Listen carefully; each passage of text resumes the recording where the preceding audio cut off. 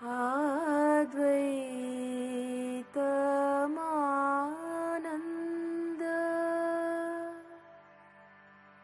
Rupam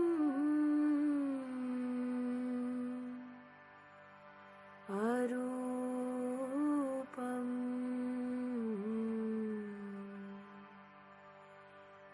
Brahmoham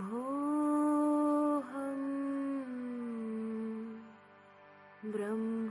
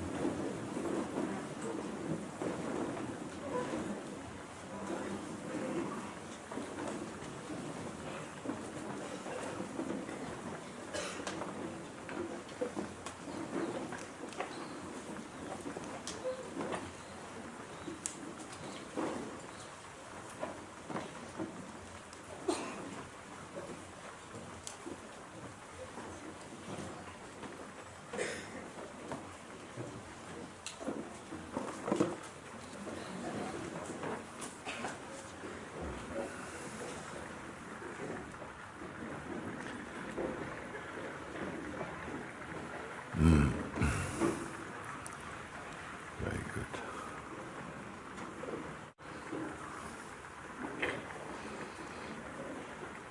Om.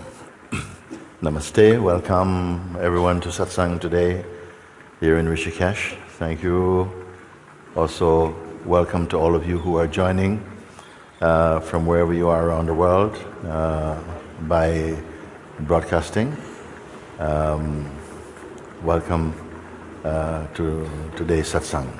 So, good.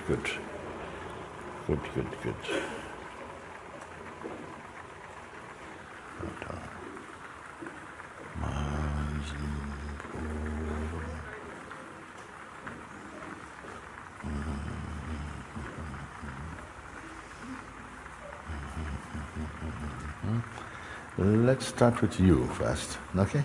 Yeah, yes. It's okay.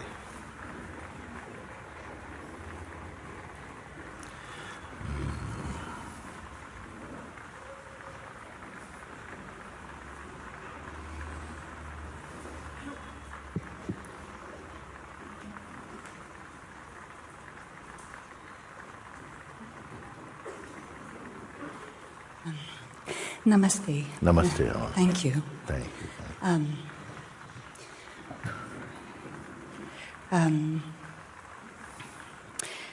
I've got no time.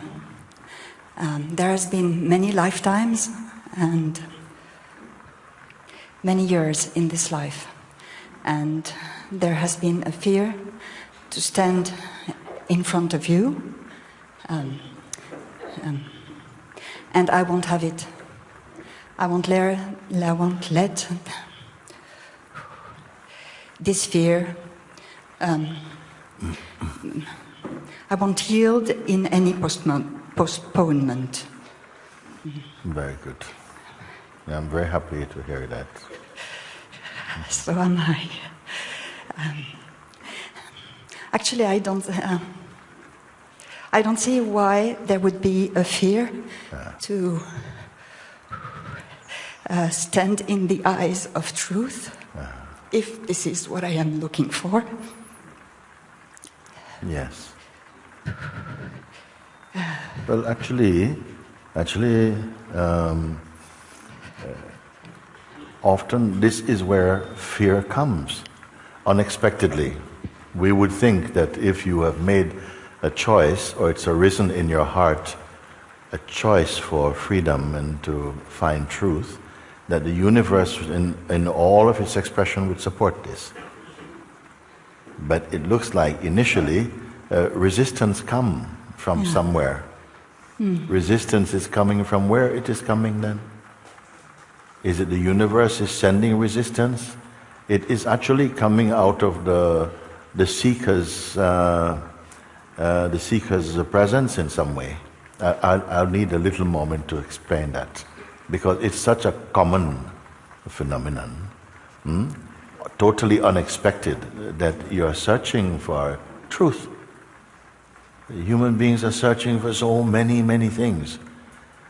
And we get encouragement, we get even inspiration to search for them.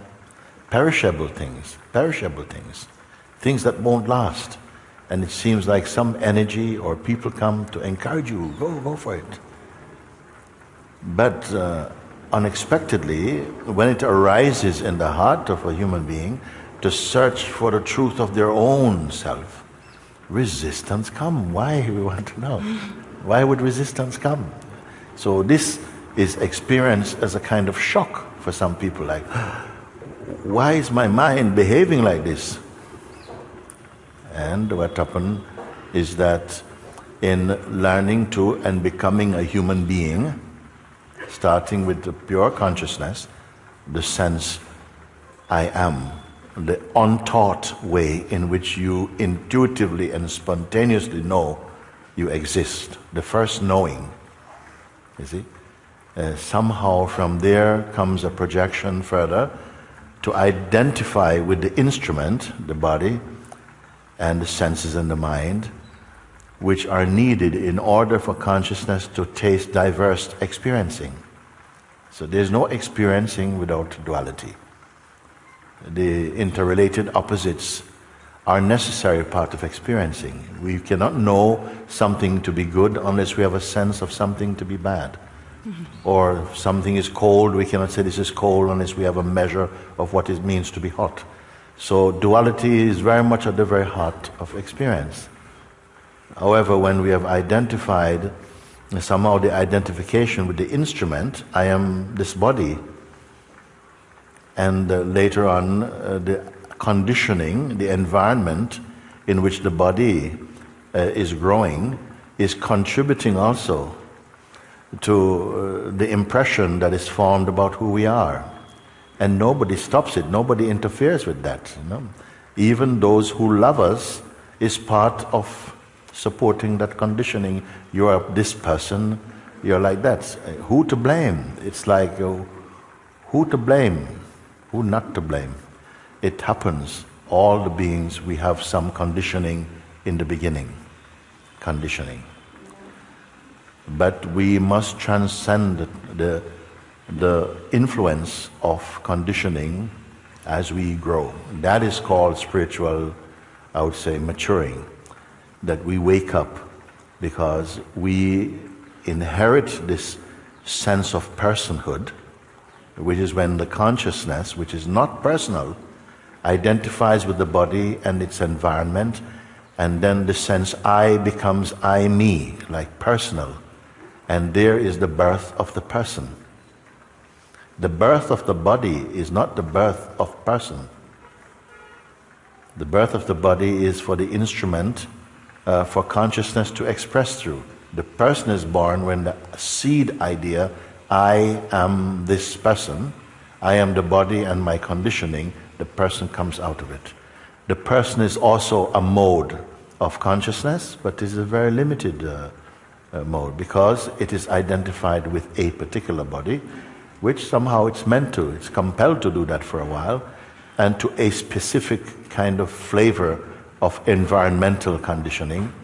And then comes social conditioning, religious conditioning, political conditioning, racial conditioning. All of those things pile on top of the first conditioning, which, if I may say, is I also. The I that comes from the I am. Please stay with me because it's not easy to repeat that. No? The first knowingness arises as the intuition, the sense I am, which denotes consciousness. I, consciousness, I'm here, announcing itself in the body. when Sri Ramana Maharishi said, the I removes the I, yet remains I, that is the paradox of self-realization. What he means, how many I's are there? What he means is the original I, the I which is of the form of consciousness, removes the false I, which is the I, me person. It transcends, it overcomes the influence and the limitation of the I, me person, and then rests back again in its original I amness. Can we follow this? Can you relate to that? Yes. Because it's very important now at this stage of our looking and exploring over these few weeks, that this is firmly grasped, not merely as an idea or a mental construct, but a foundation to our search. You know? So this is how the sense of person. Therefore, I repeat again, when the Master said that the I removes the I, yet remains the I, if we just hear that, everyone will be confused. Which I is which I? But he's saying that the I am, which is our name actually. Before we took I am George, the I am, which is not George, which means consciousness, inherit George when it identifies with the body, the instrument that it needs in order to have the taste of experiencing. So then it becomes the I, me person feeling. And then throughout the duration of what we call a lifetime, that consciousness will live in this body, express in the body, it is expressing through the mode I am this person, which is such a limitation. However, we know that beings are experiencing at different levels of maturity. Some have overcome that ignorance, I'm going to call it ignorance, and realize again that they are just a consciousness. And that's not a mental realization, it is not merely an intellectual conviction, it is an experiential fact. And thereafter their lives flourish and bear witness to the beauty of the unpolluted consciousness. For this reason, we are holding satsang. Did I explain that to some clarity? So then you understand at least the mechanism of how the sense of personhood eclipsed the consciousness, which hasn't gone anywhere, it is still here. It eclipses it, but for who? For the sense of the person it takes itself to be. You see? Then it is fascinated with its own creative projections and imagination, that of the person. So in effect, I can say, the idea we as consciousness have of ourselves, the idea we have of who we are, is suffering from ideas it has about itself. Yes. How to come out of that, you see? Well, bear in mind that even when we are under some hypnosis of conditioning, our original identity, I don't want to call it identity, our original truth remains unpollutable. It is like a mask has been put over it, and this mask is I am this person. And the belief that arises in this, what would I call it now? It's like a living mask in some way.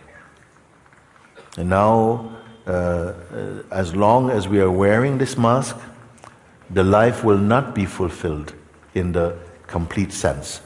And we are happy to settle for that actually. Because even within the limited range of the expression of personhood, it's very vast because it has the taste of consciousness. There are so many things we can learn with the face of personhood, so many experiences we can have. And as soon as we identify personally, it's as though we become attached to and addicted to consciousness and identity. Now, how to come out? Even the idea of coming out takes a while to appear to us. It must have appeared to you in order for you to be here also. Yes. So now how to go further than this also. And then over this time we have been looking together and checking in as the position of the place that we are looking from, as that changed. Are we always compelled to be looking from the perspective and the position of personhood? No. Then it comes a realization that even the position of personhood is also observable. Then I ask you, do you realize the importance of that? If personhood itself is a state that is observable, then the original place of the observing must be beyond that limitation, isn't it? Yes. So, is this just merely mental, or is it very practical, is it? Not mental.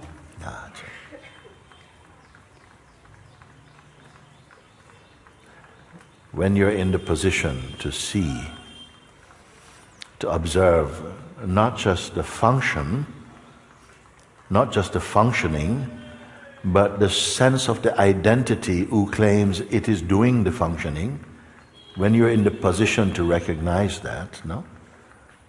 Are you trapped in the functioning? No. So have we come to this place? Yes. With secure understanding. You see, is this a position of, is it varying or is it constant, you see? Meaning the position whereby all is perceivable, not just through the physical eyes, but through the power of perceiving. When the range of potential for seeing is in front, everything is perceivable through the senses, the mind, through consciousness.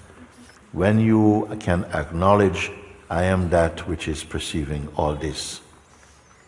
Or even not say, let's say, substitute this I and say, can there be any perception, can there be anything known without consciousness?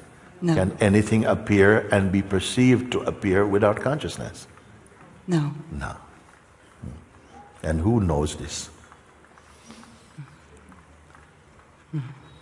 It must be the consciousness in the form of the sense I also. You can say, I can confirm this. So this I and consciousness, they are synonymous. Too many words? No. Good.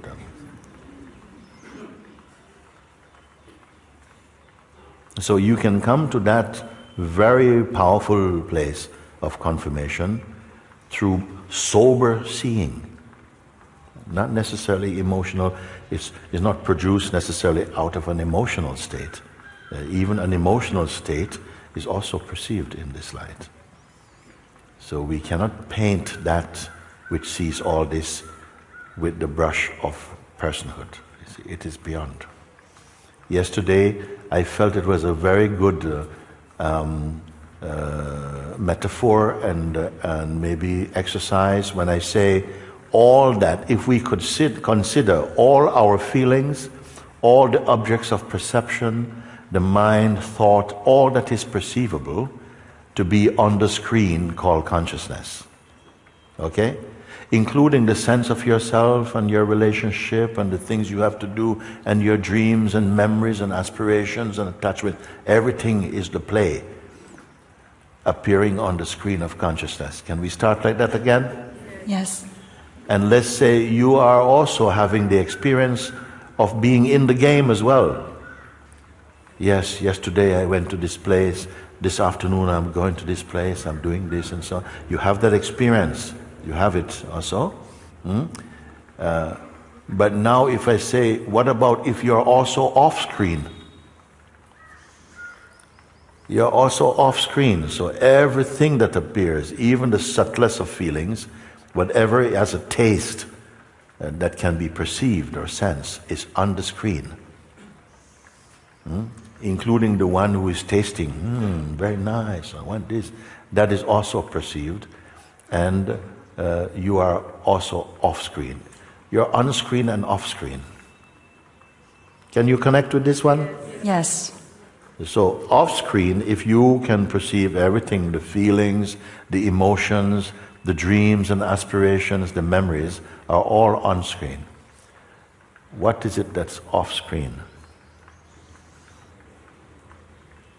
Whatever has a form or a shape is on-screen, meaning as quality is discernible, it has some attributes, it is discernible. That which is perceiving all of these things, can that be identified phenomenally? No.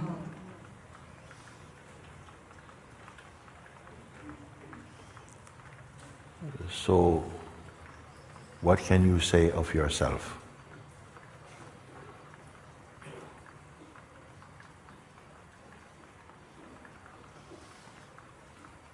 If you are on the screen, if you are on the screen, then you're living in a very busy world with them, and everything is moving, whoa, I'm trying to get over there, that part of the world. I've got to escape. But your escape is also another place in the world. Maybe the great escape is to wake up to the fact that you're off screen also.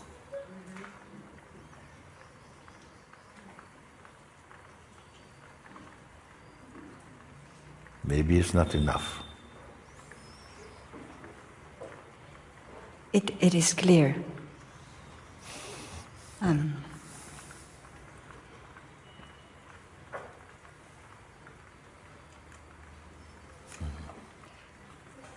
Experientially,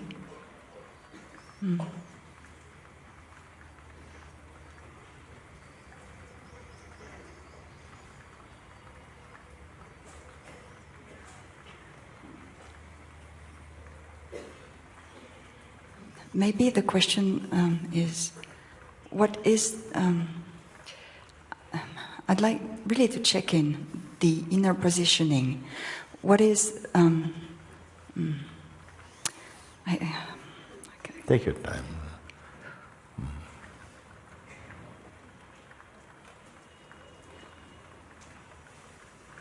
It's something like the difference between being aware and being as awareness. Yes. As long as there persists the identification with personhood, the sense of being a practicer or a doer or a seeker will persist. So the sense that, if you ask, sometimes people say, for a while I was not conscious of being conscious, or something like that. Like it is through some subtle effort that we feel, yes, now I'm aware that I am the consciousness itself. And I may ask you, is consciousness part-time? And you say, no, it's not part-time. How you know this? I just know it, no? Like that. At some point, actually, just like, what is your name at present? My name? Yes. Funny you should ask that. My name is Laurence. Laurence. And okay. I actually wanted to ask you to give me a spiritual name. Okay, well, later. This vibration doesn't... Okay. Okay. Yes, so Laurence for now, okay?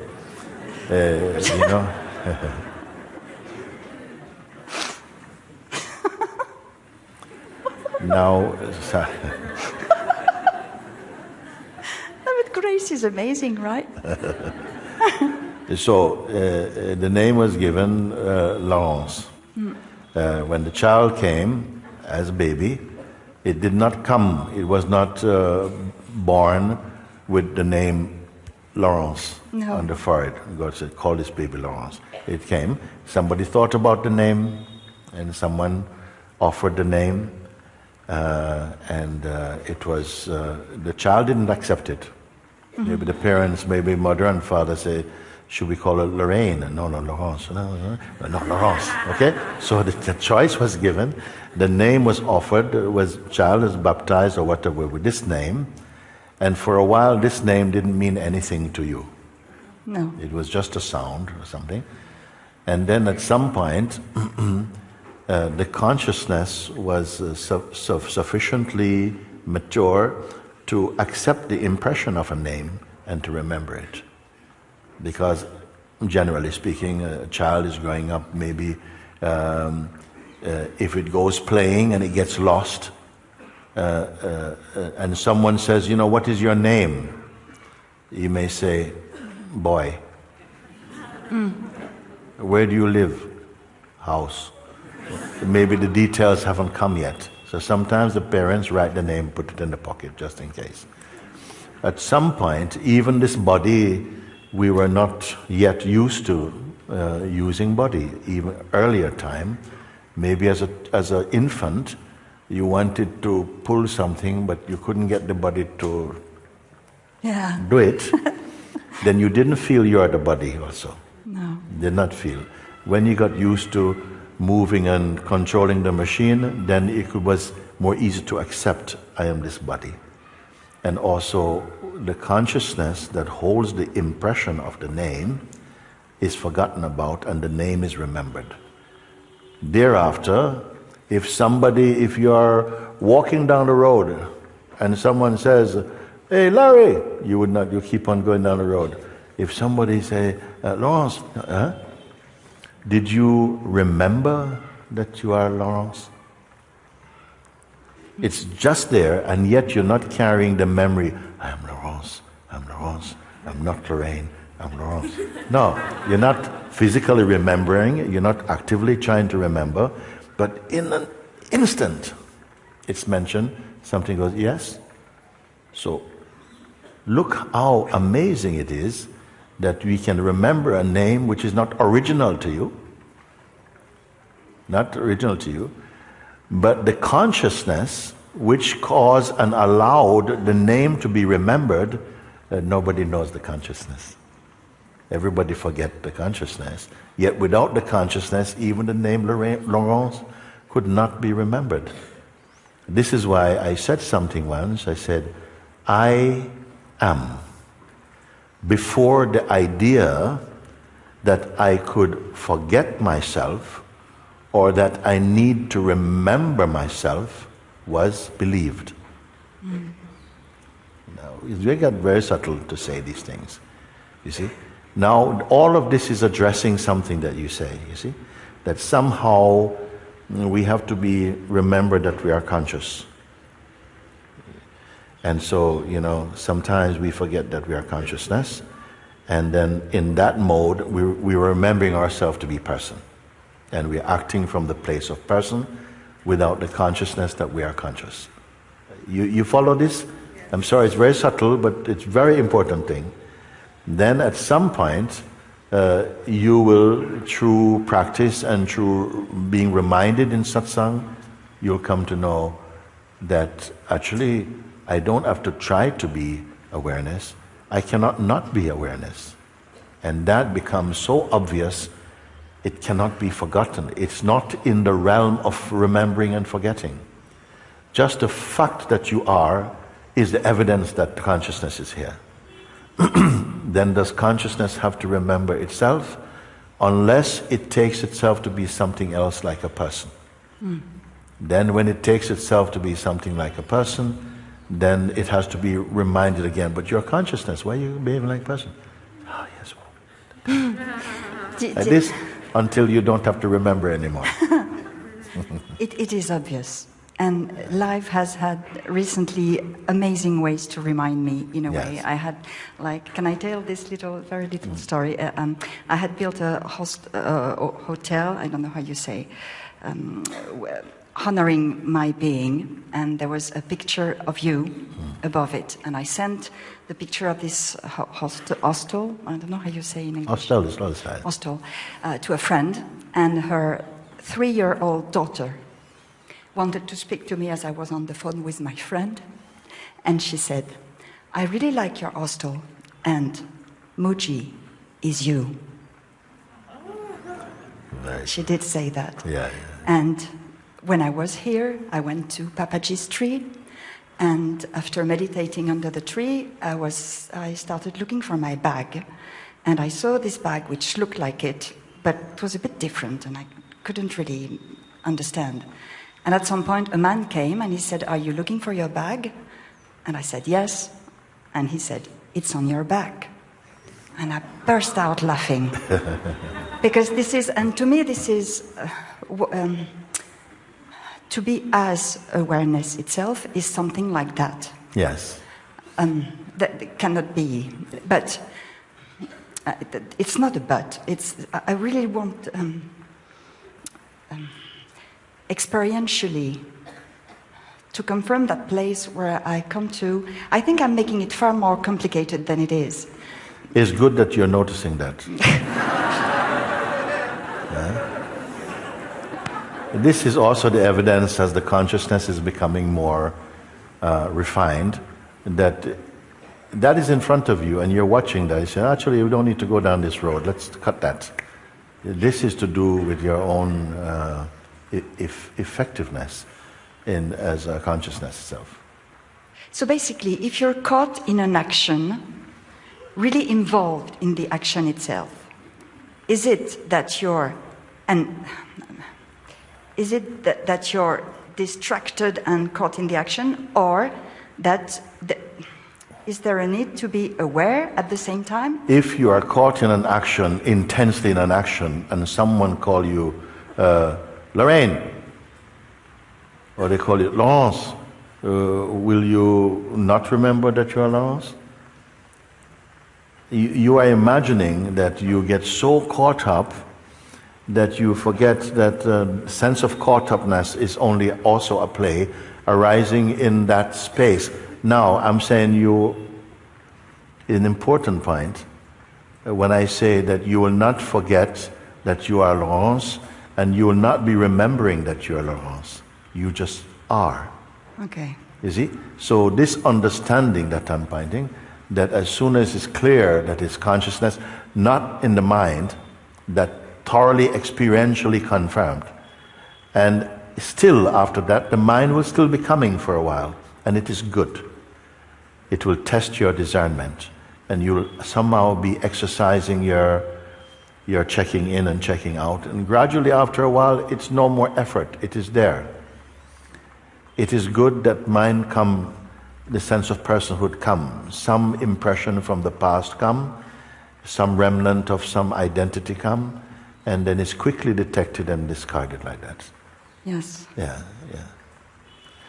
So those seeming mistakes are also very helpful for you. They are spiritual vitamins. They are strengthening you in your discernment still. At some point you won't be concerned about any of that.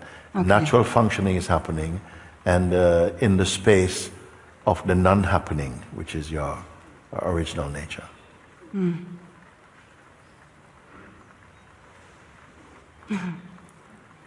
And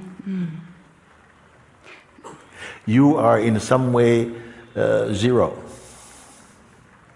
within your own self. Don't tell anybody, nobody can understand. But it is clear.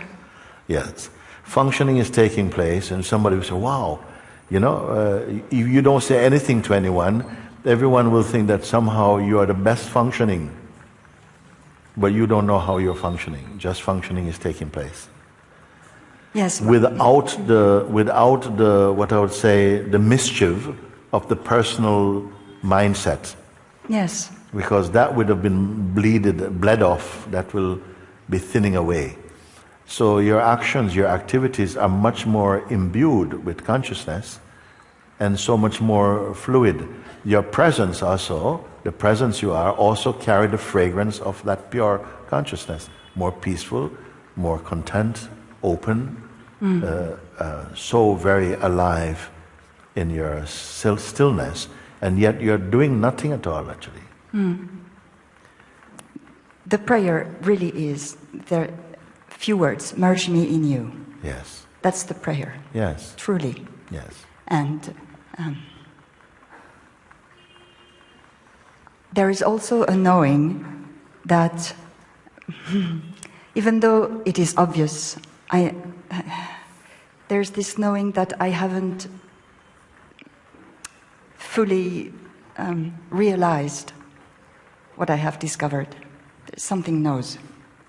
Yes. And I accept that that feeling has come from somewhere, and it is also good to an extent. It could be seen to be good that we don't become complacent, that the attention still is hot in looking until whatever mischief, whatever play of distractedness settles in and merges in its own source.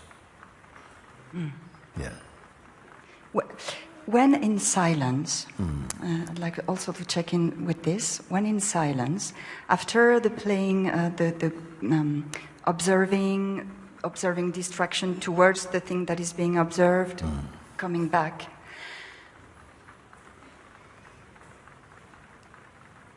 At some point... Listen, silence is synonymous with the self, not when in silence. If I have to cooperate with your way of looking, then we are making a date for awakening. You are that which is constantly, always is. Everything else is like clouds passing. Even the idea of yourself as, becoming more clear about this is watched from that awareness itself. It's immediately known. Awareness cannot be practiced. Even the practicing to become more aware is observed in awareness itself. I've got to give you the call on that one, you see? Somehow I know, but no, but I like it. This is a good way. You don't have to finish what you have started. Sometimes you're going and then you just somehow dismount. No, we're not going there. And you are here. Good. Doesn't matter what other people say.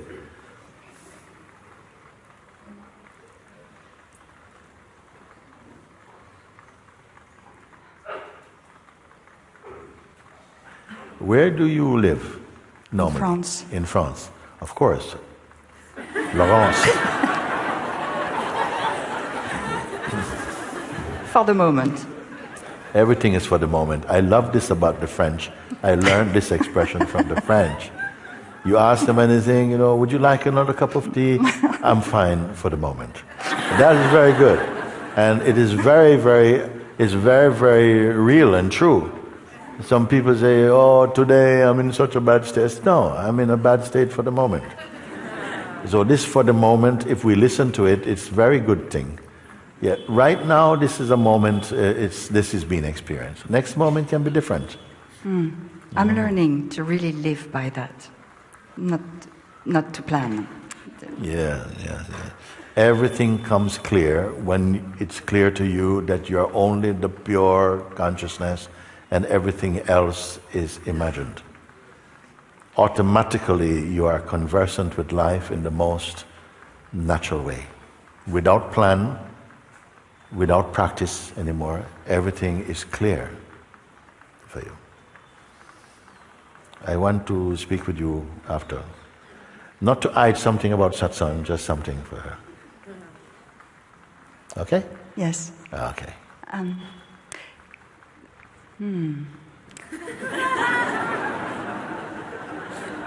Very French. Nice. There was this poem after. Okay. Yeah. After. Yeah. There's no after for you. Don't even touch after. Okay. So Okay. I go see Shri. Huh? I go see Shri to see you. No, Shri will come and find you. Shri will come and find you. Yeah. So no after for you. Don't think about after. Because the mind subtly starts to push after this, before this, after. And then this is your training to just pay attention to now, just now. Okay. Then this is a very small advice in order to recognize your universal nature. You saved my life, Mooji. Thank you. Okay. Keep talking to her. Keep this conversation on. For you. She said, keep this conversation going. Trust me a little bit on that one. Okay, hang on one moment. Okay, come now, let me see.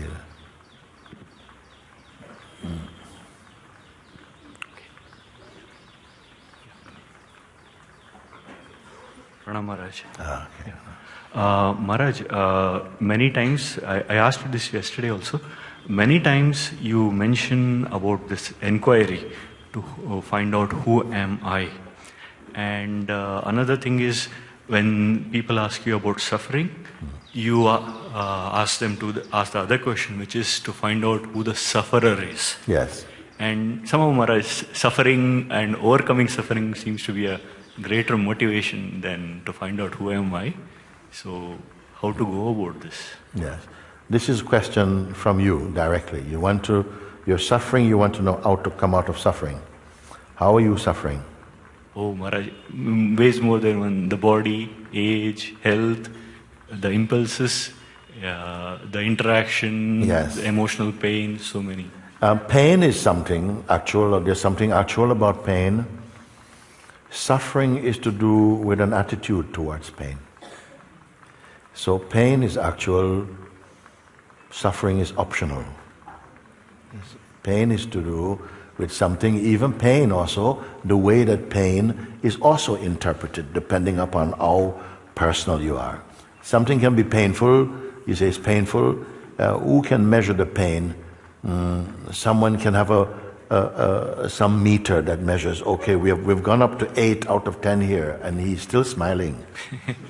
Okay? Another one has gone to 2 and he's kind of like, So can we look to the instrument to see how painful something is, or to the reaction to see how painful something is? You see? So the pain itself is to do with something to do with the one who pain is coming to. And that can be changed according to if you are able to be detached also. There are people that can be detached.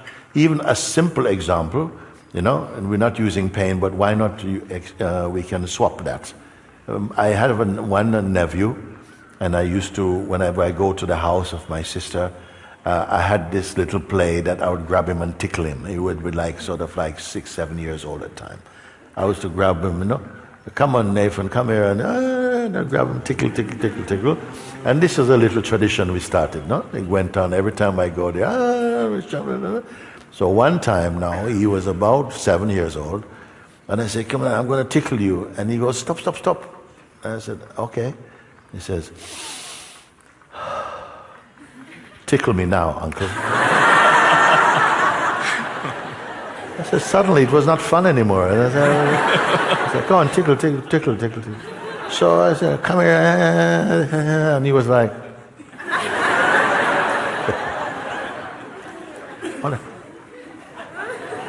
I said, this is very good. This is very good. It means you can do something with your attention. You can pull it away from the crime scene. And what did you do? What happened there? He said, I just became empty. So, same thing. Some people are able to somehow bring their attention away from where maybe the mind is going, I'm going to be tickled, and you're not going to be able to, it's going to be horrible, and so on. And we play along with that. So even pain, which is recognized as an actual thing, phenomenon, can be experienced in a different way. Suffering is another step from this also. I remember one conversation that happened in Mumbai some time ago in the satsang of Sri Nisargadatta Maharaj, when the master was speaking, and someone said, Sir, I am very much, your words are very powerful for me. But can I say something? If I must be honest, this man said, young man, if I must be honest, I must admit I am always experiencing suffering. So the master was very quick back. He says, no, That is not true. You are not experiencing suffering. You are suffering you're experiencing. You are not experiencing suffering. You are suffering you're experiencing. What it mean? He made an option out of it. Suffering is not a thing. It is a state. You are not experiencing suffering. You're suffering you're experiencing, which means that can change. If suffering was something, then everyone would suffer that something. He's saying the suffering, you are suffering you're experiencing, meaning that why are you suffering you're experiencing, you see. So again now, relating to your question, you see, how can I end suffering? How can I come out, find out, I say, who the sufferer is? No, to you. Did you try to find out who the sufferer is? Can there be suffering without a sufferer? No. Yeah. So what is important for suffering is not just pain, but some identity must be there that says, no, I can't take this, it's too much, and so on, so on, so. An identity. Also, pain could come and someone, no, enough. And still, also, they can be, they didn't lose who they are to experience that. But, so when I say, who exactly can the sufferer be identified? Is it possible? What did you do with that? Yeah, usually it is something which I hold on to, some identity which I hold on to. Yes. You who hold on to the identity is what? Slow down. You say, it is something that I hold on to it. That which you're calling I who hold on to the suffering or something, what is that I? Is that I stable? Is it reliable, this voice? No, open question. No. Is that I that says, yes, I hold on to that. I didn't hold on to the laughter and everything, but to the pain, I hold on to this sense of suffering. I hold on to it. I is what? It's not a reliable one. Not reliable one. Why? Because it keeps changing my likes and dislikes also. Yes. So what you can also say is something, obviously speaking like this, it is observed also. I called you on that one. You see, can you observe this or not? Can this be observed or not? And if it can be observed, what does it mean that you can observe something that you cannot be the thing you are observing? You cannot be the thing you're observing because they come and go, comes and goes out of your attention. If you are that thing, when it goes, you would also be gone. But you are here to say, now it's gone. So you're not the thing you're observing.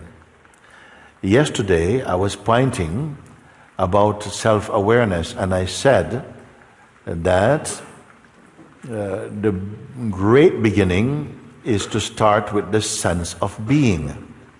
Like you know that you exist. You have a sense, the body is here, and you know you're conscious of this. Then I say, instead of putting the attention on the things coming up in the mind, the traffic of thoughts, sensations and so on, bring that to the sense of being. Please pay attention now. I'm going to surprise you a little bit. I say, bring it to the sense of being. Then you say, okay. And don't let it connect with other thoughts or anything at all. Just stay in the sense of being. And just like that, when followed, we begin to experience some sense of peace or expansiveness and a silence.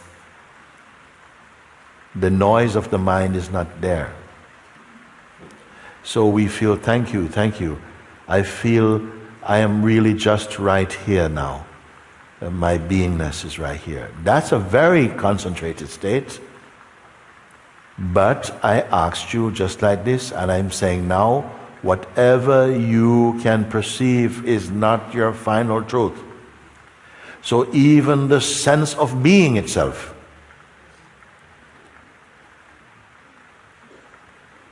even the sense of being, the earliest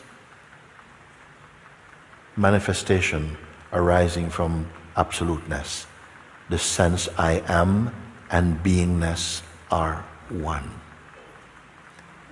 Even one's beingness is observable.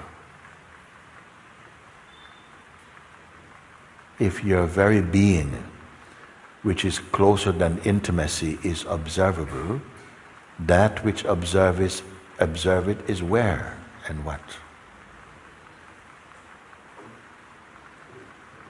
Has everybody fallen off the swinging bridge yet?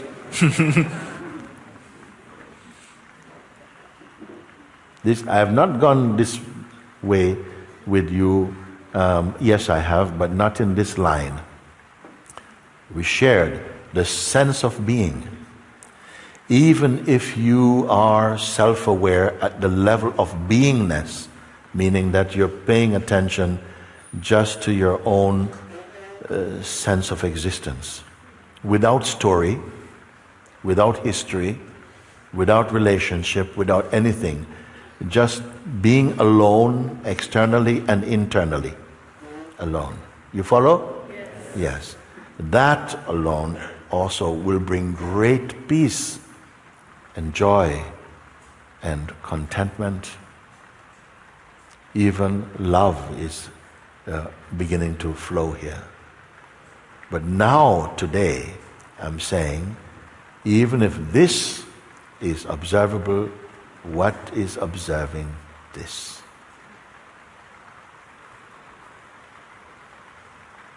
Can that be seen? No. If it cannot be seen, how can we know it exists?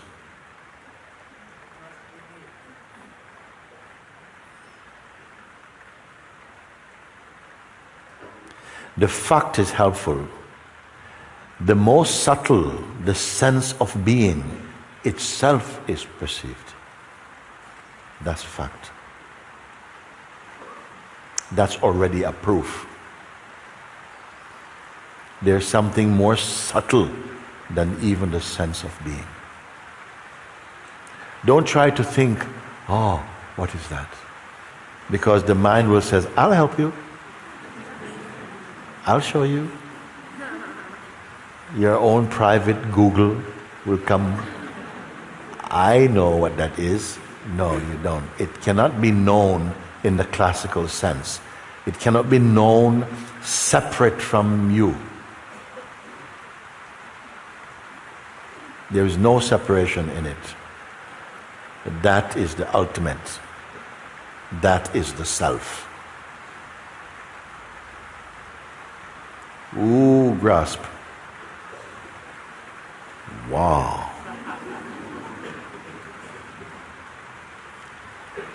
Is it grasped merely as a kind of common sense, kind of like, yes, intellectually I understand this?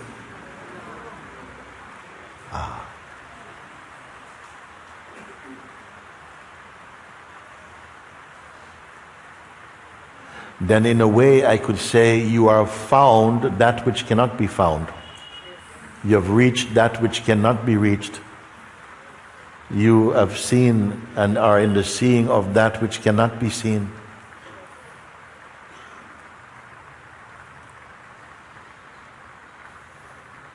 You are one with that which could never be two.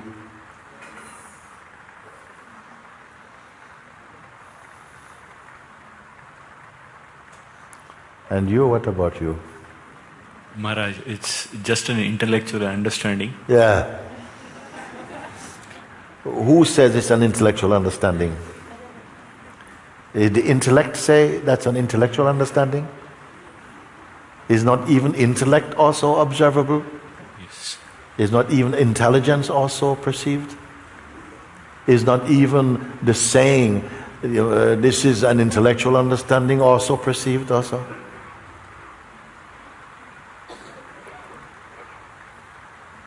Yes. By what is it perceived? Even the thing that is saying, yes, it's for me it's only an intellectual understanding, that is also perceived. The moment it is spoken, the breath that it's speaking, that is also perceived also. And now it's blown away like a cloud also. Or it maybe still seem to be remaining because of memory and the importance given to that moment and that statement. Have I gone too far to say that? What about you? Yeah. What?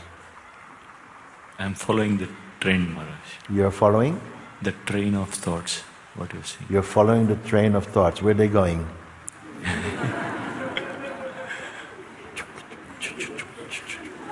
Why are you following train of thoughts? Where are they going? You are the one watching train of thoughts to going.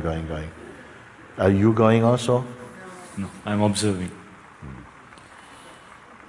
Then is it healthy to be following the train of thoughts? They are going by themselves, they are going.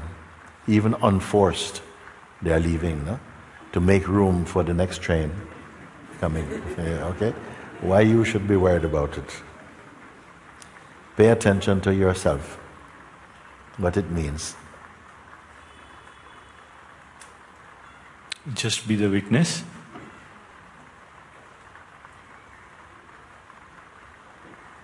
Is that an action that is to be taken? No. Witnessing is already there. Something is aware, yes. My attention is moving, constantly going towards, pursuing the thoughts, trying to work them out. Now I must stay just in the place of the witness. That's healthy for a while. Until what?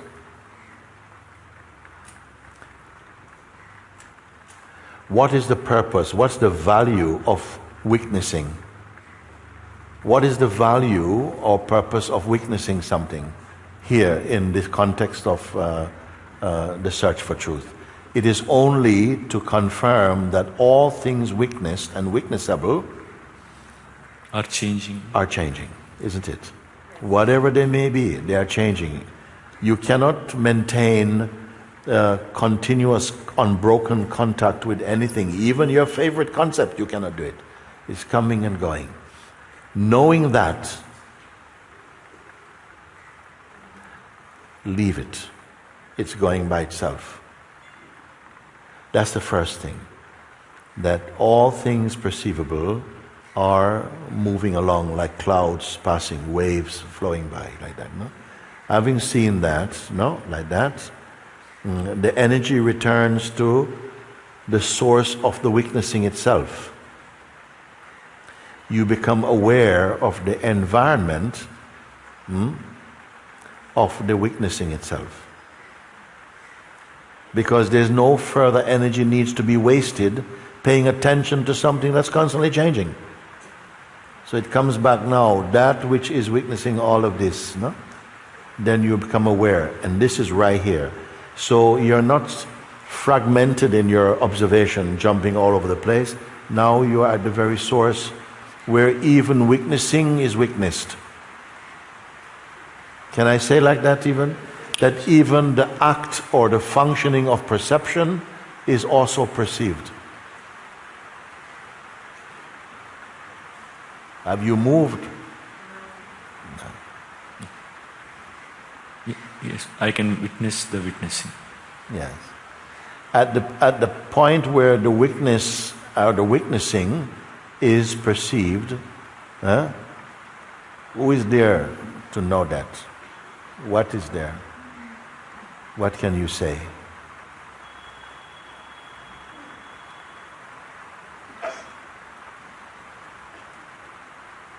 Everything is spontaneously observed, without effort.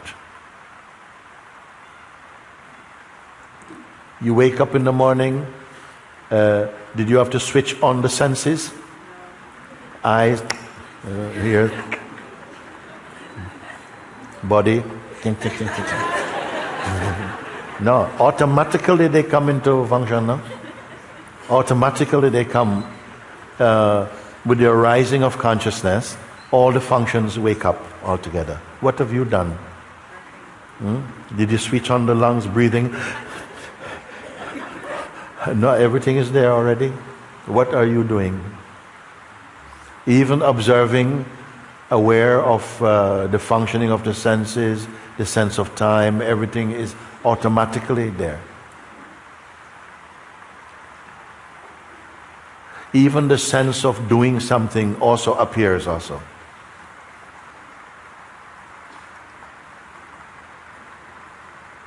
In front of what? That which cannot be described.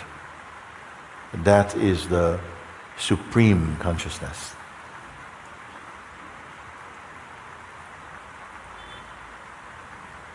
Is it clear? Yes, Maharaj. Intellectually clear? More than that. More than that. Good.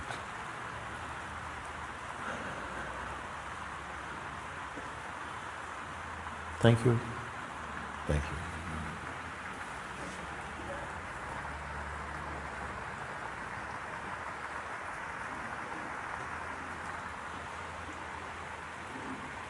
Blue shirt, yeah?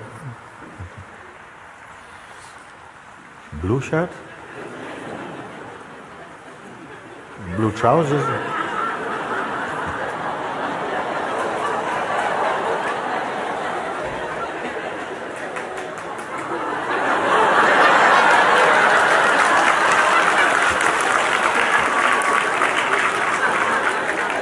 Hello, Mooji. I have to go here somehow. Okay, we're coming. Let's have a look. I want to hear what you have to say for sure. It is clear to me that I am consciousness. Huh? That I am consciousness. Slow down. Say again. It is clear to me. It is clear to you that I am consciousness. that you are consciousness, yes.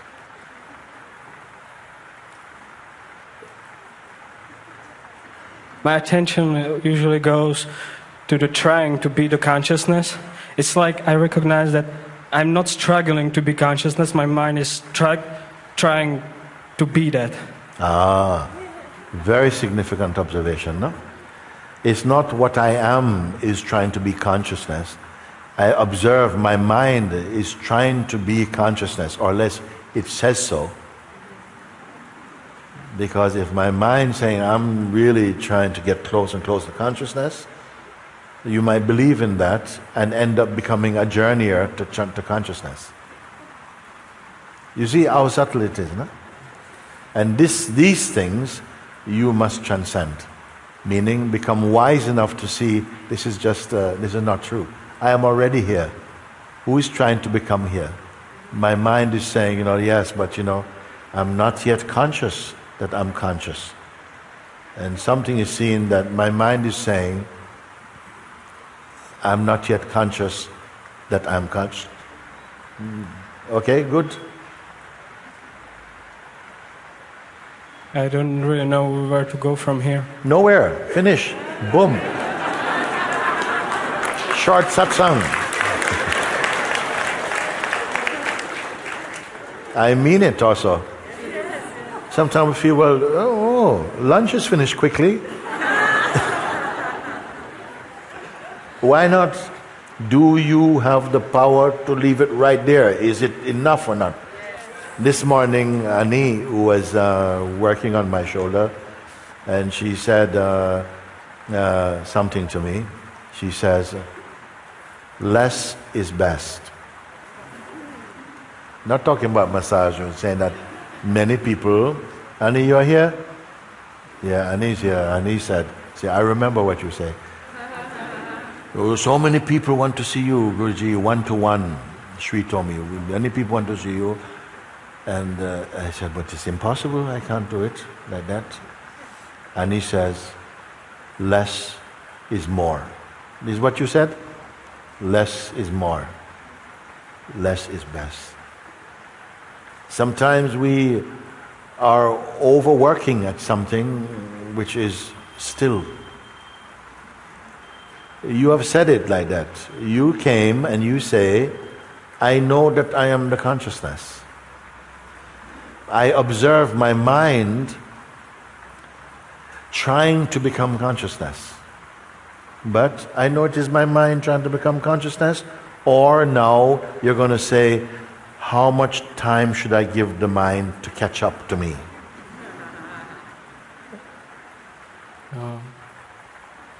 It doesn't make sense. The mind is never going to reach it. Yeah. If that's what you're saying. So, boom.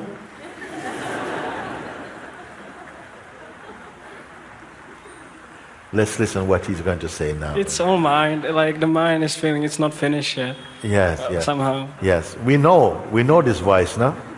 Mr. Mind, it's not finished. Or it's like more energetical, like there's a feeling of incompleteness. Yes. And not a voice. Yes, somebody also said to me, Guruji, I feel that there is something wrong here, I said, okay, what is it that's wrong? I don't know. So how you know it's wrong? Sort of feeling. You're going to endorse a feeling with such a high thing to say that, the mind, some feeling saying, it's not finished. It's not finished. Don't accept the mind saying, it's not finished. Don't accept the mind saying, it's finished. You got it? Yes. If the mind say, oh, it's not finished, ooh, watch out. The mind says, thank you, it's finished. No, also don't accept it. The self has nothing to do with starts and finish.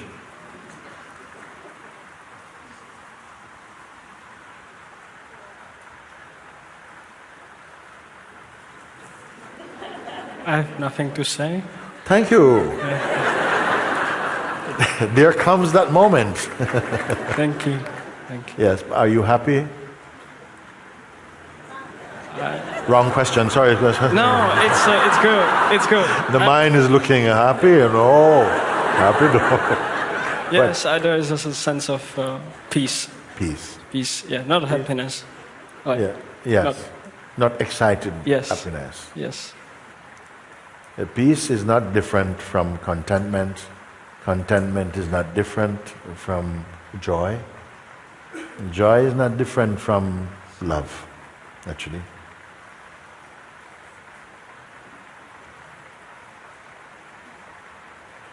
Everything springs from I. Where did I spring from?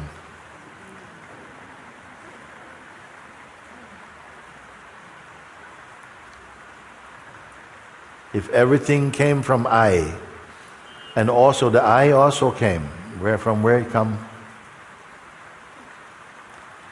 Don't tell me words.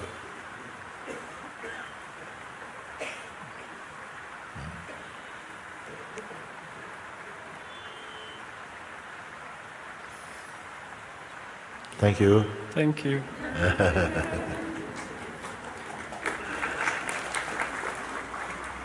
Okay, blue shirt or gray shirt? Okay. Not a problem.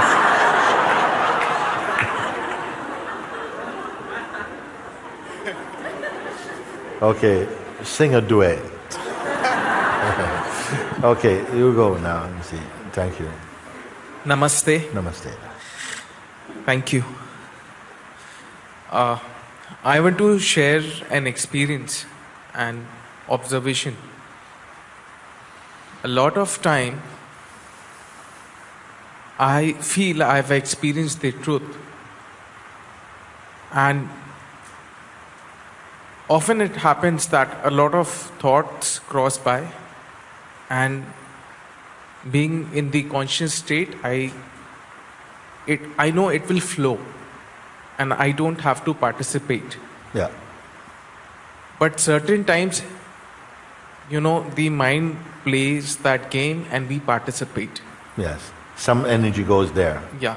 The energy that goes to participate is observable or not? Yeah. That is important. If some voice inside you go, that is also seen. And you recognize the significance of pointing out, that is also seen, and something cuts, giving that importance, and remain conscious of where you actually are in the unmoving place. Yeah. But when we participate, when we divert our energy to any of the thoughts, Yes. there's this conscious state which tells me not to go, Yes, okay. but the mind overpowers at certain times. Does it overpower the voice that says, no, don't go? Yeah. Yeah. What is saying don't go?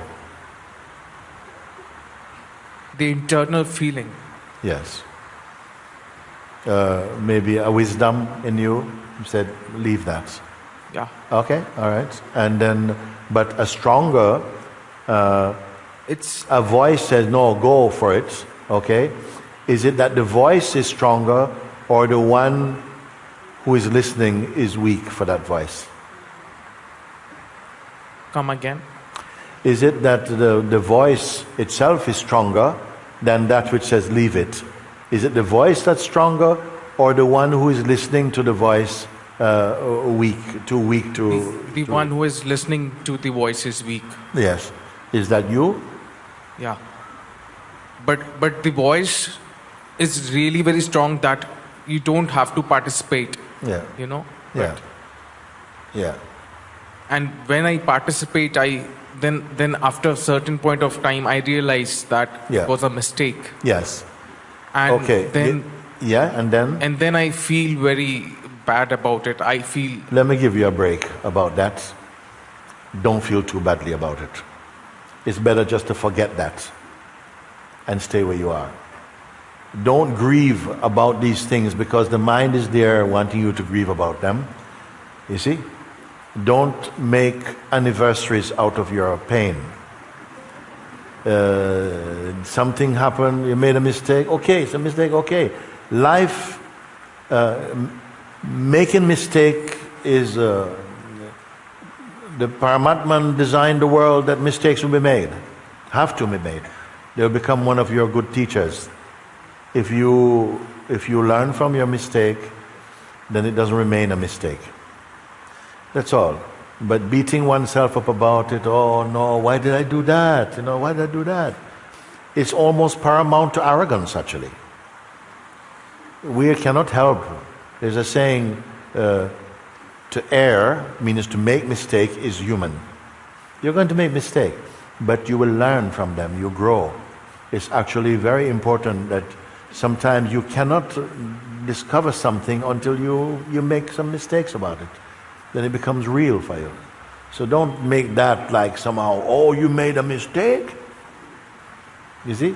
And it can be so entrenched. One time in the south of India, there was a bad accident on the street. A woman was run over. She lost a lot of blood. She went to hospital. And it came to our attention that a lady had done that. So I asked in the Sangha, we need people to give blood.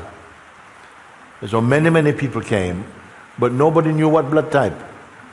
But still many people went. Okay, then somehow the blood was given when finally we found out it was what blood type was. So one of our friends, I know he's listening now, a Japanese friend like this, he was there also, and somebody came and they said they could not take this blood from this person. And he said, you failed? Well, you failed. You failed. It's not failure. It's not failure. They couldn't take it. But the idea that you did something wrong, you were not accepted, that's a big thing. No, he said, no, it was not the match. It was not there. It's okay. But can be read as a failure. Many things in our mind, we feel like it was a failure. And then it registers too strongly. And if you register a number of things like that, you start to impregnate your mind with this idea that you failed. So, leave that aside, pay attention to where you are now. That's all.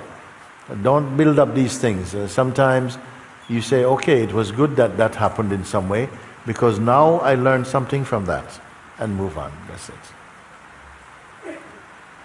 Thank you. That's all? Yeah. Okay, so it must be very important then. But yeah, it is. I understand. But the feeling that I get when I, fail. Say again? The feeling. The feeling you get. The feeling that I get when I fail. When you fail. Yeah. At anything? At anything, it feels like the purpose itself is defeated. That's a very strong feeling I get inside. And what about correcting things? You make a mistake and it is corrected. Does that not also change the... So when I make any mistake, and if any such situation arises again, there's a constant thought at the back of the mind that, okay, you had committed a mistake earlier, this time you have to, Yes. correct yourself. This is the ego playing at righteousness.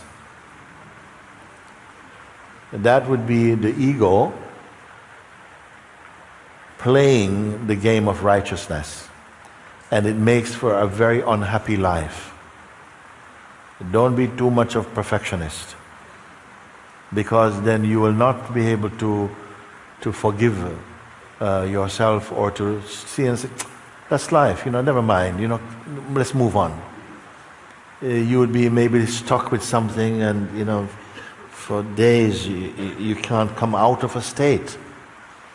In the meantime, other things may happen, then you're even, oh no, it's like, I can't have another problem, I'm not sorted this one out yet. You really need to flush all of that away.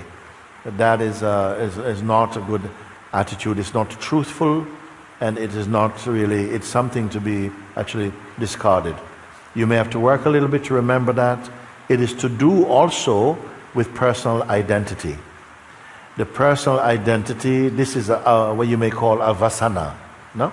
A samskara, vasana, meaning that it is some dormant tendency that will flare up once in a while, and when it comes up like that, if it is not recognized to be also just phenomenal and not given too much importance, then it will go.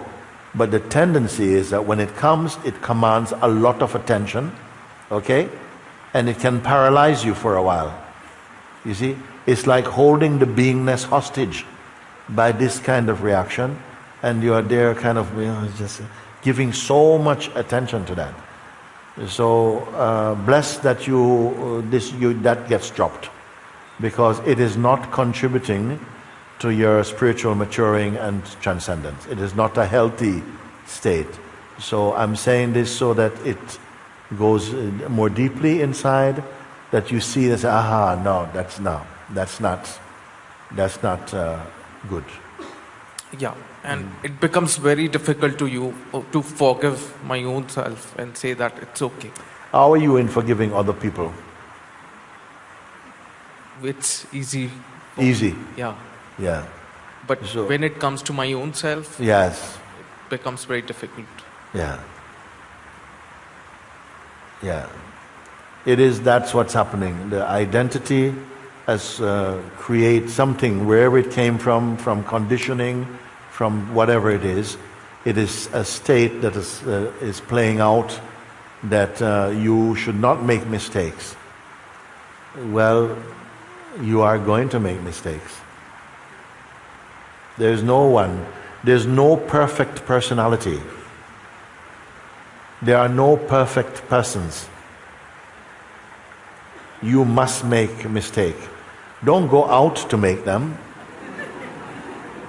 but accept that that's life. It happens sometime. Don't just kind of think, no, it's nothing. Sometimes you have to look and say, actually, that was not good. I'll make sure I don't make that one again. That can be healthy. But don't take it another step further and make it too personal. Very important point. Now I face a lot of difficulty in coming out of it. It's like Well, I'm going to tell you something. The coming out of it is to recognize that the one who has this challenge also is not really you, actually. Of course, somebody's going to feel, haha, of course it's me. Because that's the way you've learned to identify yourself. But I'm putting yourself as being not a person, but as consciousness. So the consciousness is greater than any person. The person is a shape arising in consciousness, appearing in consciousness. That shape can change and can also vanish, but you are still here as the consciousness. Take consciousness to be yourself and not this personal idea. That's how great and how free you are. If you are a person, you are heavily restricted. If you are consciousness, those restrictions, those judgments, they fade away. They are not for consciousness, they are for the sense of the person.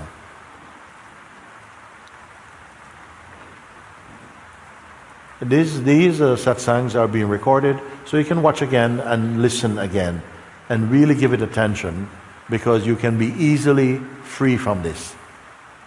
But holding on to identity, personal identity, also personal identity is not stable. It is always changing. It gets fed up of itself and wants to change. It's like an amoeba. It's always changing shape.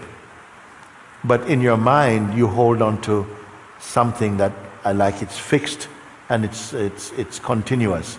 But these are just ideas that you have given too much importance to. All ideas, one day you will transcend their influence. They are useful for a while, and even on awakening to the truth, some ideas, of course, you will use them and so on. But they will not master you, they will not overwhelm you. You'll make use of it. It's the language of consciousness. You're using these shapes and ideas. But they're always just something in your hands. They're not in your head. Good? Yeah. Okay. Thank you. Namaste. Namaste, namaste, namaste.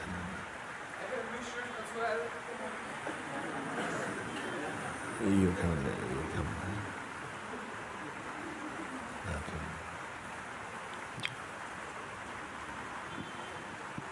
Namaste. Namaste.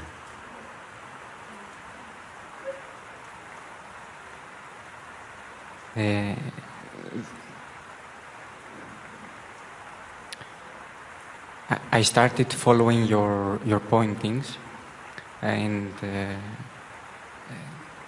through observation I saw like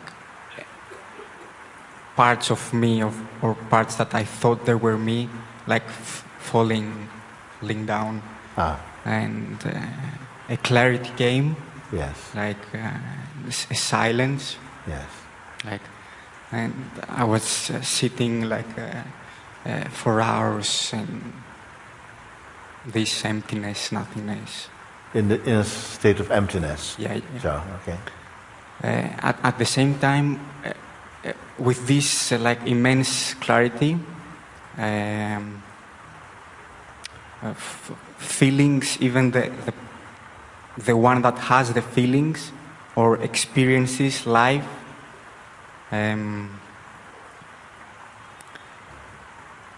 there was a sense of maybe harshness, like something hard there. Hard, like yes. A bit frozen, maybe. Yeah, the person, the sense of person, or Yeah. Or yeah. Now that I'm here and I have the opportunity to be with you, and I stay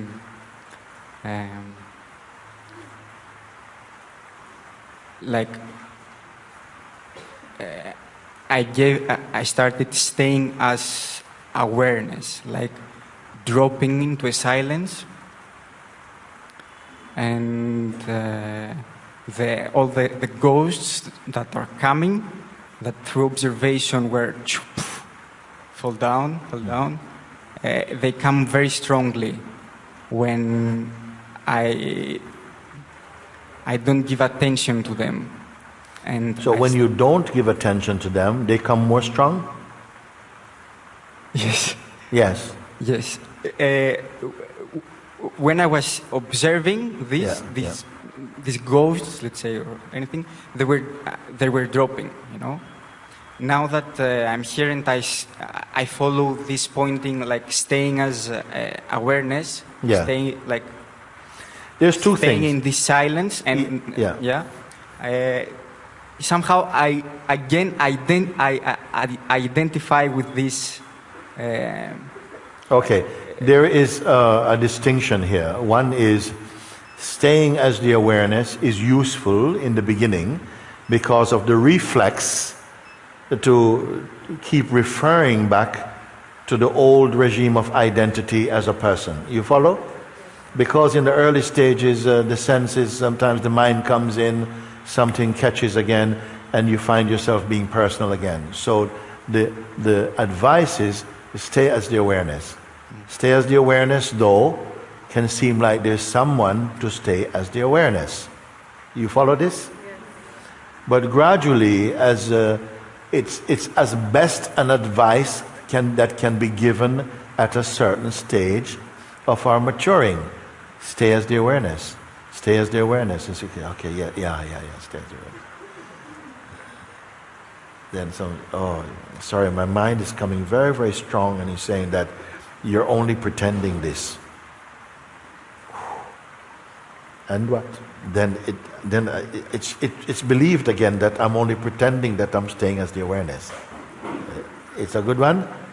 The mind comes and saying, but you're only imagining you are staying as the awareness. You haven't done it. So why did that feel so strong? Please listen now. Why did that feel so strong? Because one is doubt come. I have been staying as awareness.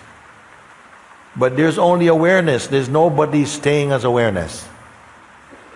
There's only awareness. There's no one being aware.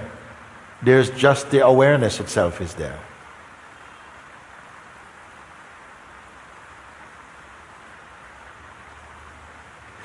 Remember, I said the other day something. I say that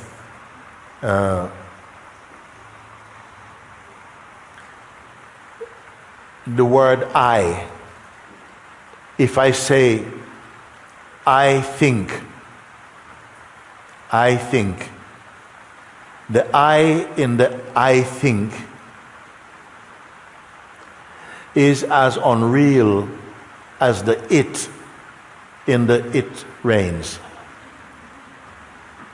What is it rains? There's raining. There's thinking. But I think. It snowed. It means what? I think. I is what? Think. But because of regular use, this I develops a certain sense of reality in it. Now it comes because you were told, stay as awareness, and at the moment it's still listening as a sadhaka, you're listening as one to do it. And it works, I stay as awareness. But I have to keep staying as awareness. You see? Suppose I'd said to Laurence, keep being Laurence. And you believe, yes. You know, because sometimes I'm Livette. Sometimes I'm Lorraine.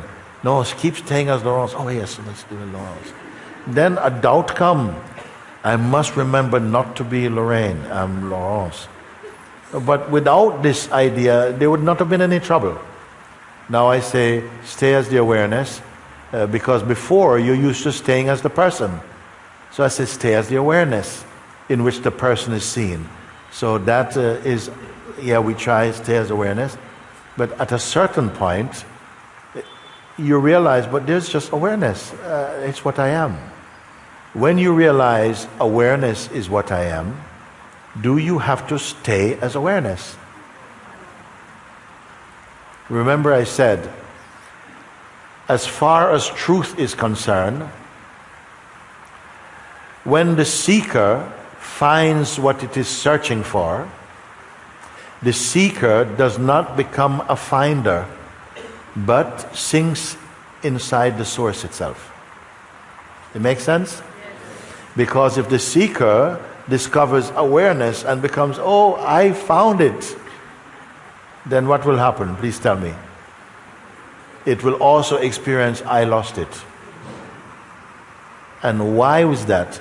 Because the I is there, which is the mind, saying that I've been looking for it for a long time and finally I found it. I found it. For how long? On the way to the celebration party already. Oh no.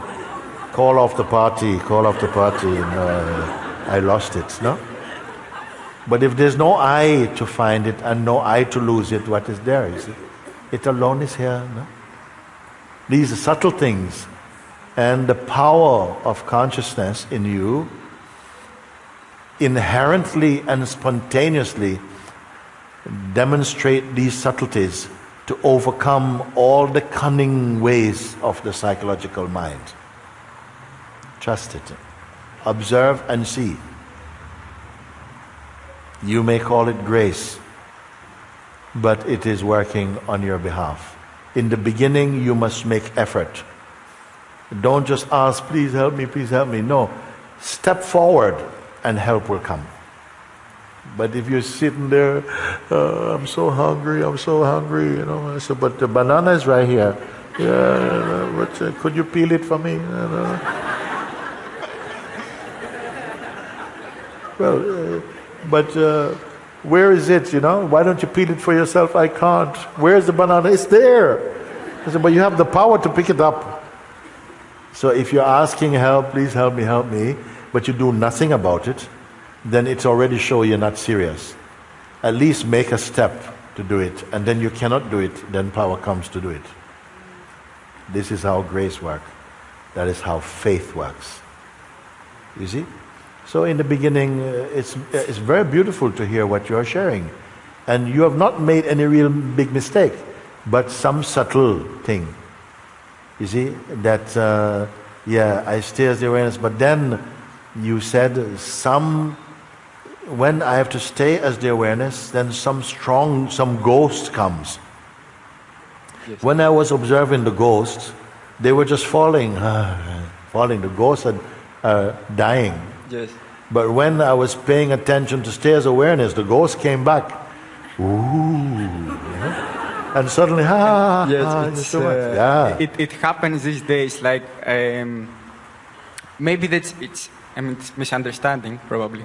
Yeah, but the thing is that as awareness itself, ghost comes in awareness, angels come in awareness, cold come, hot come, time come, all come and go as awareness, because nobody has the job to stay as awareness. When this happens, like you say, like when these ghosts come and I take a distance, and then I can observe them.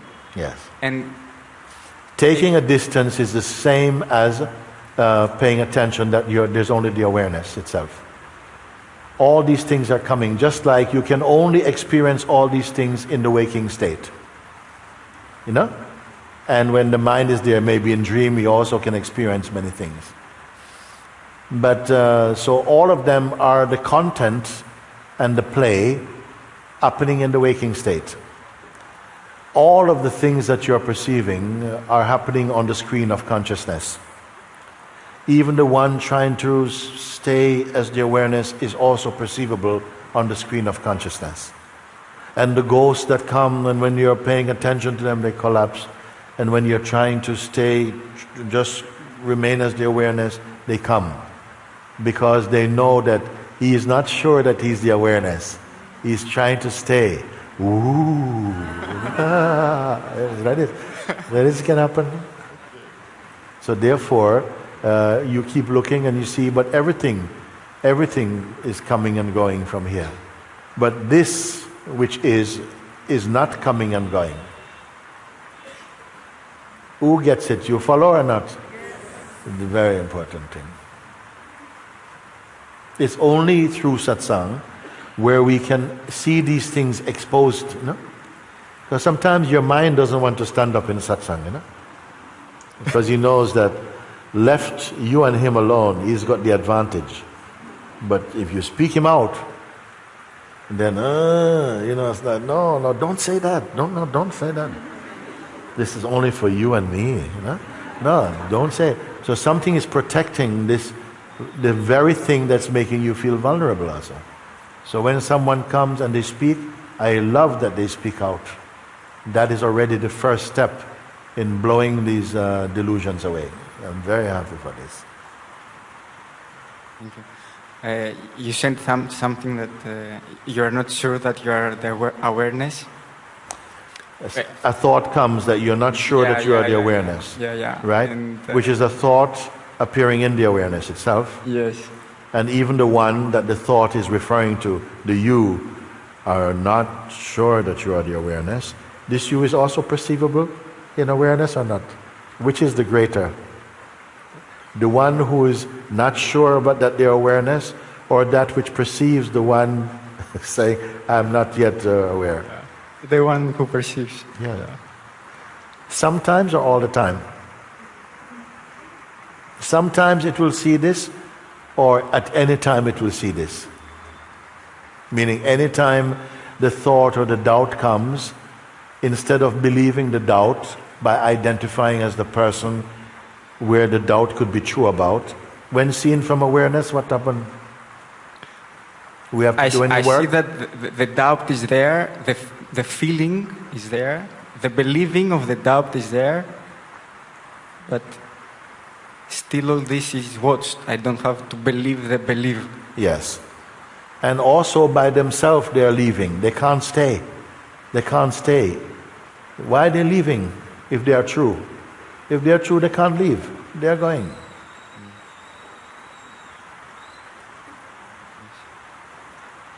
Until they come again. Along with the doubter. Oh no. What are we talking about? Keep confirming. Don't have to go looking for it. It comes. When it comes, sit with that and look. The subtlety is that you will still have a dynamic expression where you're interacting with beings, acting, reacting, interacting, observing. All this movement is also there. But now, knowing that you are that which you are, nothing will overwhelm you.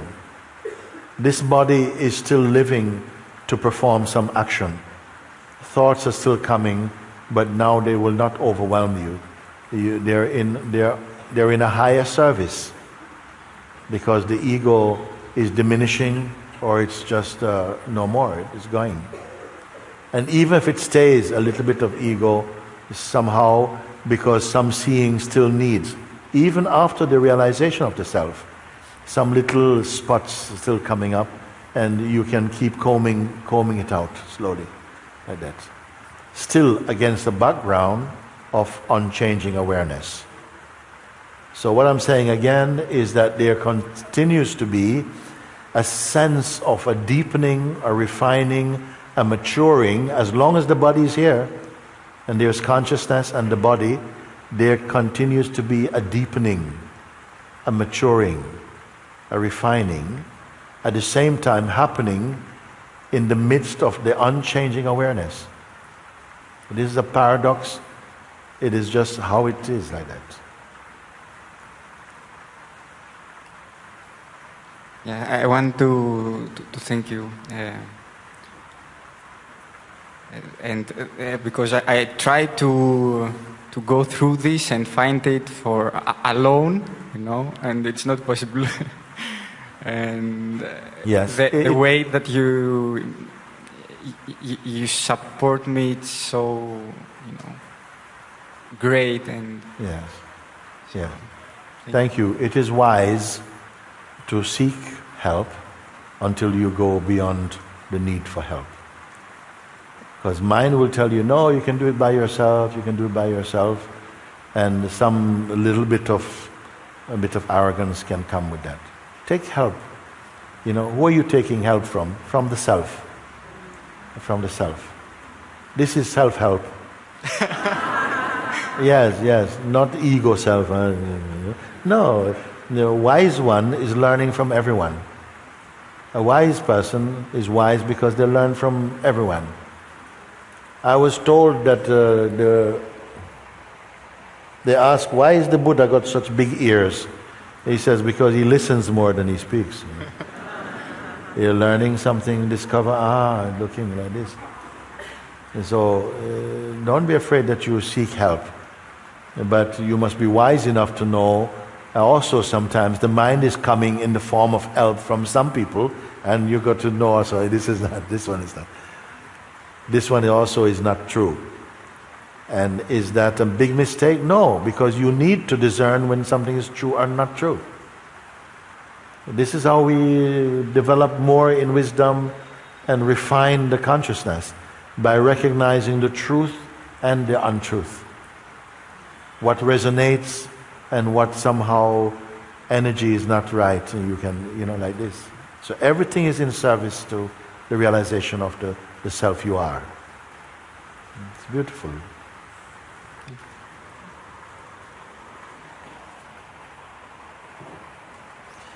What to do now? What to do now?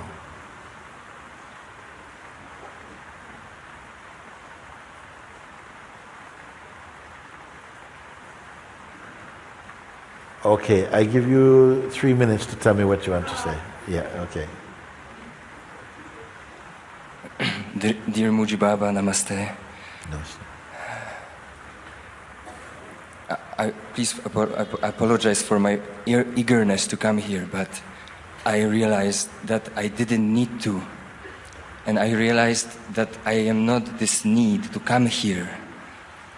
And all of these scenarios that it gave me, all of these shivers and tingling that I feel now, I am not it. I am not all of these scenarios. I am not all of this, even perceiving this at the moment. I am not it. Even after yesterday's satsangs, very, very strange things are happening to me. Like? Like this, like the shivers, like tingling, like. I would tell you something. If shivers and tingling and all these things are happening, be very present in this. Because something in the way that you're expressing makes me pay attention a little bit there. If all these things, sometimes we say people catch satsang flu. They come to satsang and after they feel sick and they can't.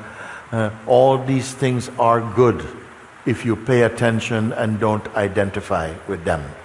Sometimes there comes a burning. People come and they say, just feel it's like they're on fire. And I say, what you want, water? And they say, no, turn up the fire. Because it means that something is caught. And somehow this burning can be much more powerful than your private sadhana, meaning your private spiritual practice. Maybe this burning burns out a lot of things that are not true. But if you say, yeah, I know it's not me, I know it's not me, it's not me, and I say, no, it's not an attack on you necessarily. You being what? It's not me, it's not me. What is you then? This is what I feel, this is what I observe. Yeah. That this is burning a lot of things in me. And when I ask, who is the one who feels this? Who is the one who gives me this burning, these shivers? And in what it emerges in, and who am I without that? Yeah, and I still feel you're missing something. It's like you're sick and the doctor gives you an injection and say, who is feeling this needle and who is feeling this stuff and I don't want this. No, you need to pay attention to this because some help comes sometimes and instead of receiving and saying, just let this play out and just watch it, don't identify with it and allow it to reveal what really is behind it. Rather than to be so quick to say, I don't like these feelings, I know I am not them, I know I'm not them. It's a bit premature reaction, I feel. Better to be quiet and pay attention to what is happening. You don't have to identify with it, but why not accept it as grace also? Yes, yes, yes. You see, yes. Why not accept it as grace? Do you know how grace looks? Do you know how grace behaves? You see, grace can come in, it's like as Christ said one time, it's better, you see, to what is the point of getting all these things, having all these things, and you go into hell? It's better that you lose your limbs and go into hell than to have all your limbs all healthy and go into heaven, than to have all your beautiful body and go to hell.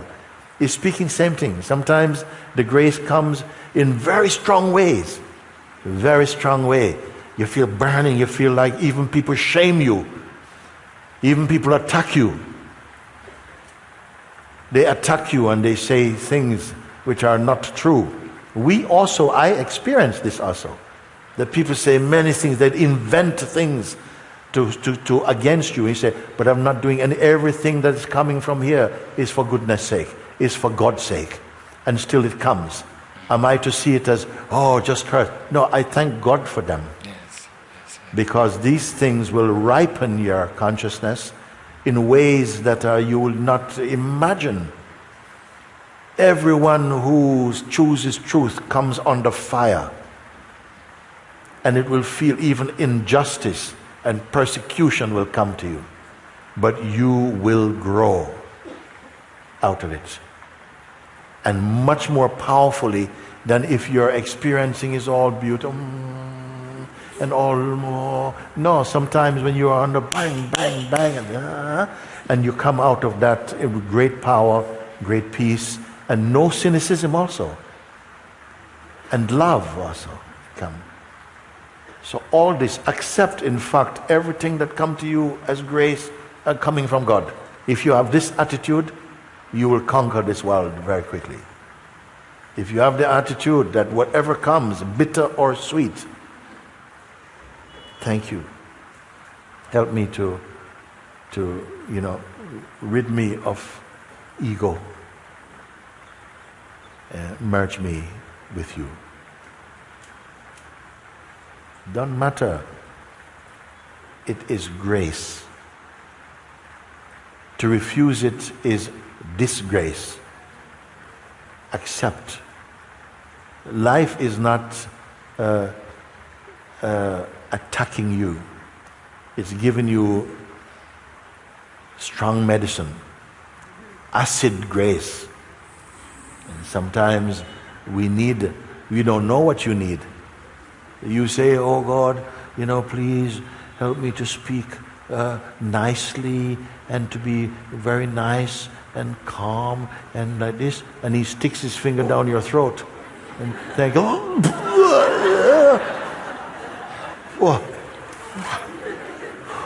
thank you. Can you say thank you? So these things, don't see them, don't misread your experiences. Very often we are putting the wrong labels on our experience. Grace doesn't have to come looking all nice and sweet. Sometimes very strong. Sometimes people close to you reject you. And you say, oh God, maybe this is a sign I'm on the wrong path. No.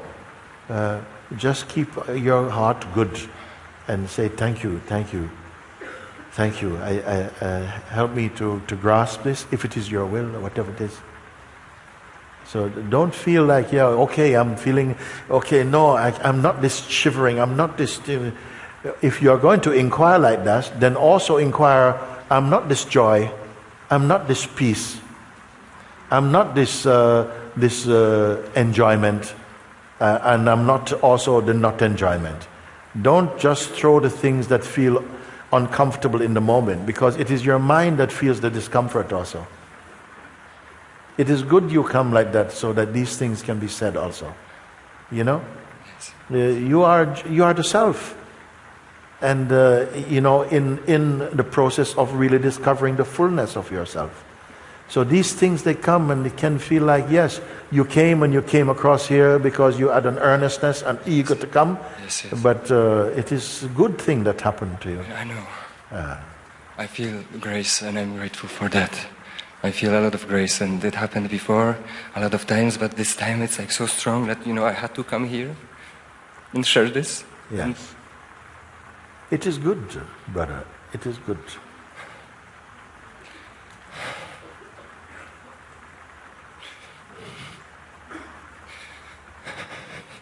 Very often in life, we are misreading the signs, the experiences, Nothing in the world is against you, but you must overcome this. Nothing in the world is against you personally. If you're walking in the forest and you come across a hungry lion, he'll probably eat you. But it's nothing personal. You understand? There's nothing really against you, no. We are alive. But we must understand this. You came here to understand the mechanism of the psychological identity and to overcome him. This is what's called, when the identity and this kind of Maya mind come together, that's what we call the devil or Satan or something. To confuse you. The more you identify personally, the more he will catch you. But the more you disidentify and observe with detachment, he loses grip. And again, you come back to clarity and peace. It is for you. And you know what? It is because of love also. Love brought you here to experience even pain and hurt and rejection and all of this, and you will transcend them.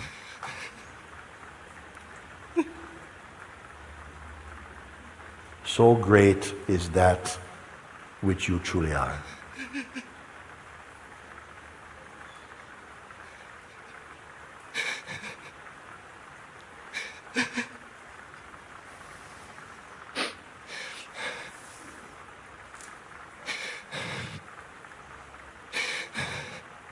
And I want to thank you for coming like this, because it is this also, this dynamic activity that is blessing everybody, because we can see a bit of ourselves in each other.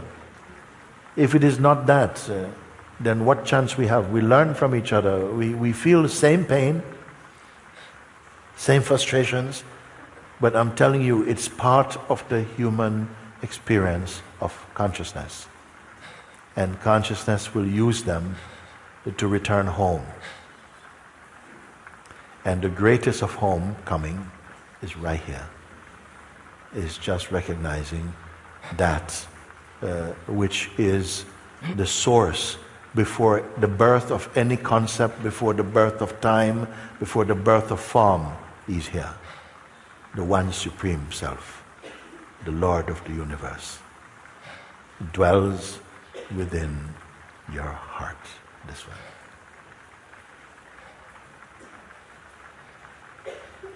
So blessed are you.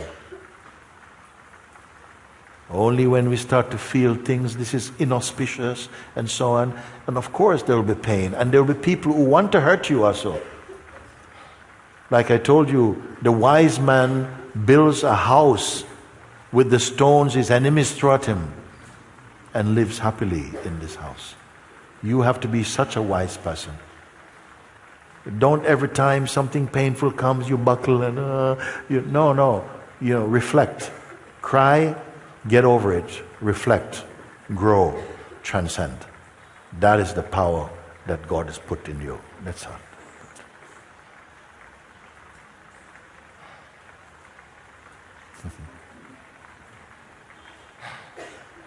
Dear Mooji Baba, I love you so much. I love you more. What was that? I love you more, I said. I was here 4 years ago and I couldn't understand your words because I didn't feel it. And now I know I am it, and it is me, and I understand it because I am it. Thank you so much from the core of my being. Very good. Very good. Thank you. Thank you. Can I come and hug you, please? Okay, come. And music is coming today? Prem and...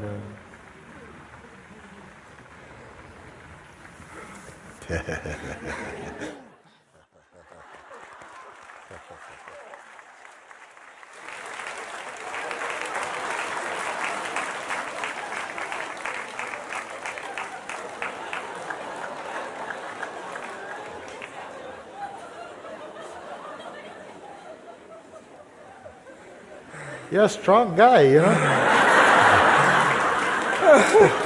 This has been such a long time.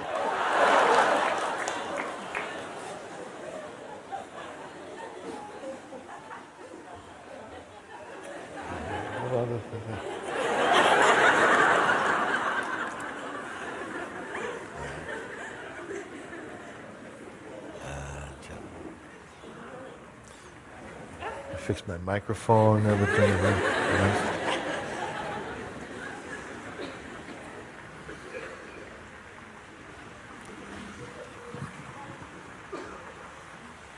Thank you, my love.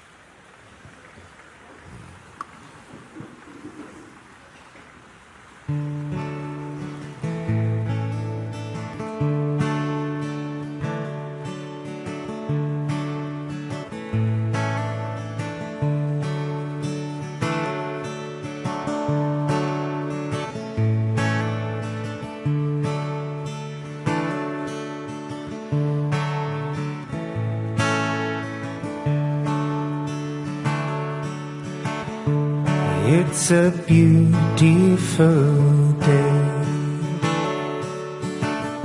The sun is shining so bright. I know love is the only way, so it's a beautiful day. I don't have nothing on my mind, no. And I don't care what he say. I don't need him to waste my time, no. It's a beautiful day.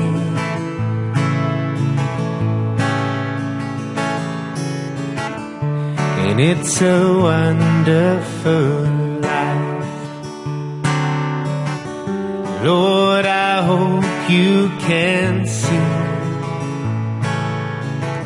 that there is no need for stress or strife, no. It's a wonderful life.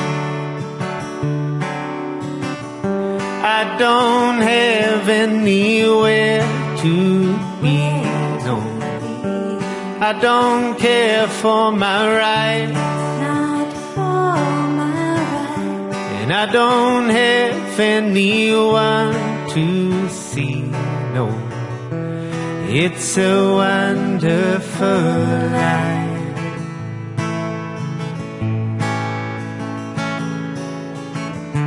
And it's a beautiful day. The sun is shining so bright. I don't have nothing else to say, no. It's a beautiful day. It's a beautiful day. It's a beautiful day.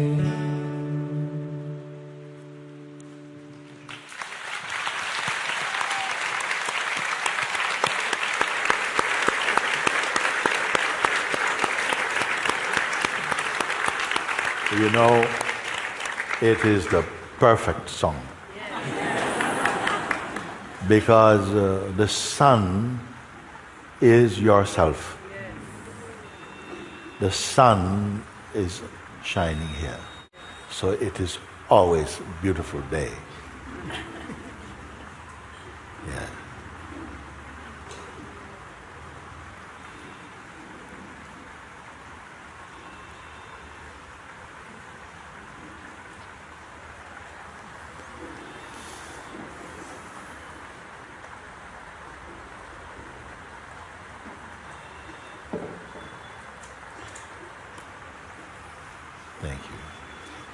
the sun of consciousness is always shining.